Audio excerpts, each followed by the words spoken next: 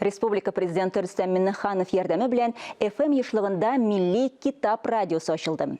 Китап радиосы соңгы 18 ел эчендә Мәскәүдәге федераль конкурс комиссиясында милли концепция белән җиңеп чыккан беренче радио. Бу хакта Татар информ мәгълүмат агентлыгында узган матбугат конференциясында хәбәр ителде.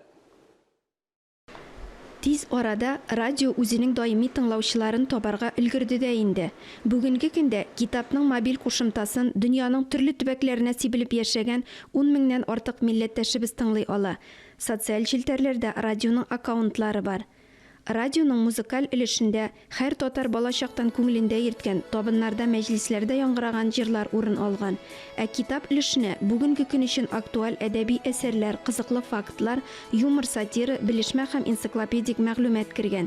Милләтебезне халыкчан җырга, моң сәнгатенә төреп, әдәби матур сүз ярдәмендә генә саклап калып, киләчәк буыннарга җиткерә алабыз. Зур казаныш дип беләм, безнең өчен әле моңлышы бит безнең җыр радиосы гына. Татар әдәбиятын ачып җибәрәтегә менә шул байлыгын күрсәтергәндәй радио җыгый. Слоганы, шигары әлеге китап радиосының һәрбер игә таныш килер, милли моңнар һәм китап. Китап төшенчәсенә кергән, буйсынган төрле мәгълүмат, энциклопедик мәгълүмат, белешмә мәгълүматы, шулай ук милли мәгълүматлар. Хәзер китапның килеп чыгу, әлбәттә, ул инде әдәби мәдәни, музыкаль яктан караганда ул зур ачыш.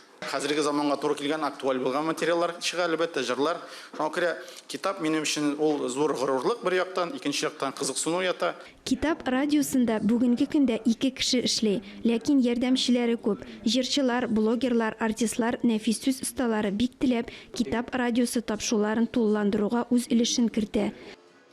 Ләлә Зайнуллина, Ирек Хәмидуллин, Татарстан яңалыклары.